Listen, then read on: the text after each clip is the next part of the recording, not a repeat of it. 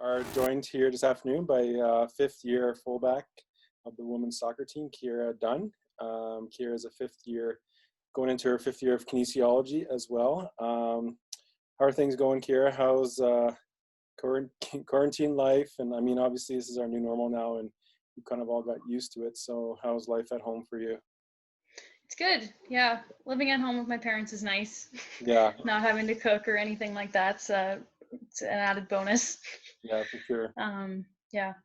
You mentioned before we got on air that you had hoped to kind of do some traveling and stuff, and that puts the whole COVID-19 put that on halt for you. So what have you been up to, and how are you staying busy, connected with your teammates, and what's that looking like for you? Yeah, it's definitely been different. Just trying to be like as active as possible. Hoff gave all the teams some pretty good programs to work on at home, especially with a lot of people not having any equipment to work with. So he did a really good job of adapting everything for us. So just working out. Luckily, my parents have a pool at home, so spending lots of time outside, trying to go for hikes and bike rides and that, just trying to keep busy, as you said, with our new normal. Sure. Limited things we're able to do. So yeah, for sure. Obviously, to address the elephant in the room of next season, no sport from the fall, obviously devastating news. How did, you take it as a fifth-year captain, and how did you see some of the rookies and younger players? What was their reaction to the heartbreaking news? Yeah, everyone was pretty upset. I can't say I was too surprised, but I definitely was trying to be as optimistic as possible. Especially with this being my last season, I was getting pretty excited for it and ready to, try and go out with a bang. And yeah, I think everyone was really disappointed for sure. I definitely feel for the rookies coming in, starting their first year on the team and their first year at school. So we were just trying to just kind of talk through everything, and we're still trying to stay hopeful, that we might get something in the spring and hopefully get some training done in the fall, just whether to prepare for this season or just next year if we have to wait that long. What about yourself? If you do lose the whole year, have you heard of any rumblings about how you might be able to come back for, would be your fifth year, would be a sixth year of school, but do you have any idea how that might work? I've thought about it for sure. Whether it's, taking fewer courses this coming term or maybe in the winter so that I can come back and finish next fall. I still haven't really decided. It kind of depends on whether or not there will be something in the spring. So I kind of have to play that by ear, but it's definitely an option. I think I'll be able to do it if I can make it work with my courses. And obviously we're kind of in a holding pattern right now for training and stuff, but I myself remain optimistic. Hopefully you guys can get together in some capacity, at least train, maybe have some controlled inter-squad games. Do you know any more about that? Has John or any of the coaching staff brought you guys up to speed on that, or is it like the rest of us, just a kind of a wait and see game? Yeah, I think that's mostly it. John sent us an update the other day, just kind of saying that he had a meeting with the athletics department and saying again that they're hoping we can get teams back to training in the fall, but I'm not sure what all the logistics will be of that. But I know he'll definitely have us out there like the second that we're able to. Right. I think he was probably just as disappointed about the season being canceled as the players were. Absolutely. And obviously, how's the team kind of, I know you mentioned this before, but staying connected? Do you guys have regular meetings, Zoom meetings, on top of what you're doing with Hoffer, or how are you guys staying in touch? Not at the moment. I was thinking about getting something like that going now that we know the season's canceled, just to keep everyone in touch. We have our group chat that we kind of talk in every once in a while, John likes to send funny tweets and things that he finds to us. Oh, that's good. But yeah, I think we were probably doing a bit better with staying connected at the start of quarantine, but we've kind of dropped off a little bit. So yeah, for sure. Especially as the hot weather has ramped up, right? Well, yeah. teammates probably want to go to your house and jump in your pool. That's probably for sure. Yeah. Yeah, I think it's gone on a little longer than anyone expected, for Yeah, sure. So, for sure. Talk about your kind of progression coming from a first year. I think it was your second season when you guys had your magical run, right, with the PK win over York on home field, mhm. which was a memorable moment for myself and all of our entire department and staff. And obviously took a step back the year after, but you guys came back last year with a strong season again. The progression of you and how the program has come kind of on the upward scale with John O'Brien taking over. Yeah, I mean, I think I came in at a good time. I think my first year was maybe John's third or fourth year coaching the team. So he definitely had an uphill battle to fight when he first came in with trying to grow the team and kind of um, change the culture a lot. But yeah, my first year still, you could see that we were still working pretty hard to improve our standard. Yeah, and then my second year was probably definitely the highlight, my highlight season so far, in terms of memories and just how we did.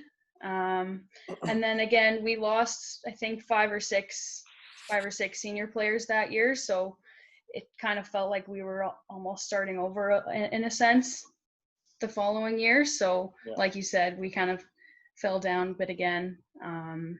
But even still, compared to when I started, you could tell that there was a much different environment in terms of what was expected of the girls and people's commitment to the team. So there's a lot more than just skill that you have to improve when you're trying to build up a team. So I've definitely seen a huge change in the last 4 years. for sure. Obviously, the win over York on home field would be one of your biggest memories. But anything else stick out in your 4 years with the Warriors?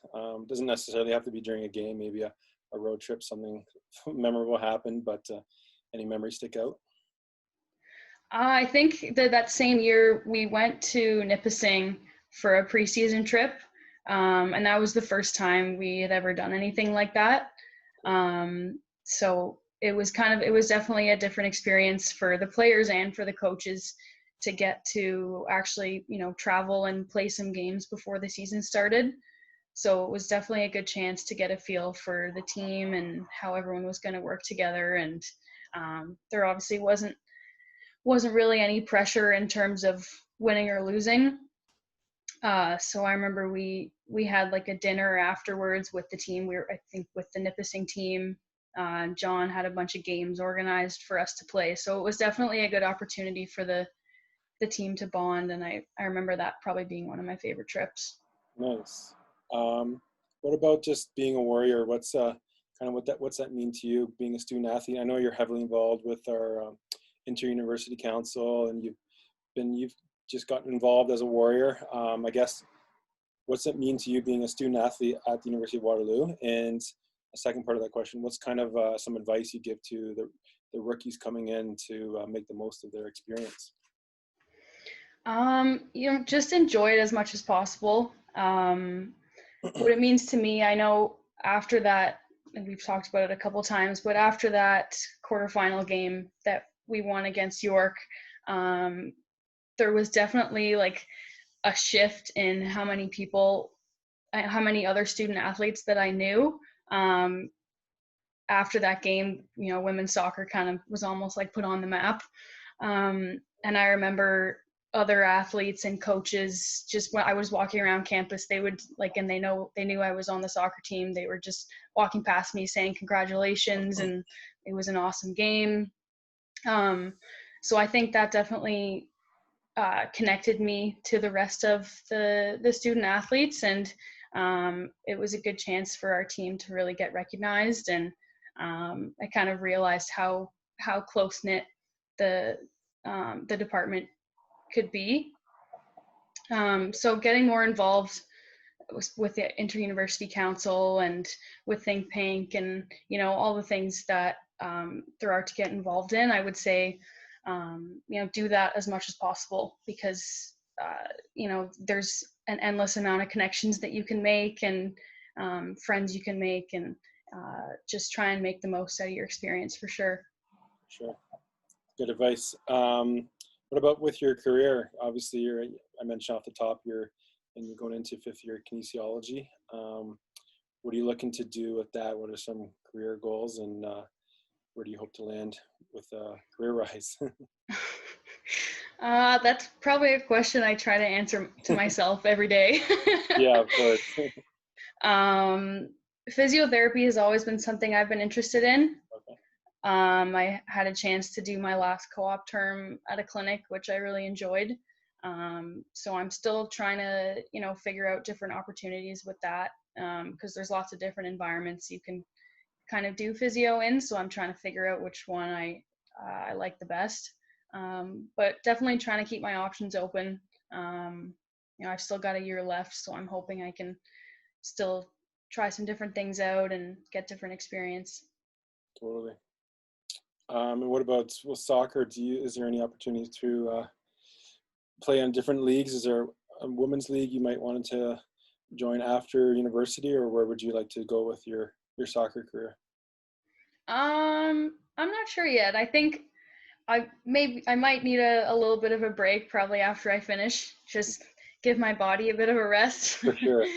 But I would definitely, I know I definitely want to keep playing as I get older, regardless of the competition. It's good to, it's a good way to keep active, and playing team sports is one of my favorite things to do. So Awesome. I'll definitely look into some different women's leagues, and I was also looking into possibly traveling and playing a little bit overseas. So we'll see what happens.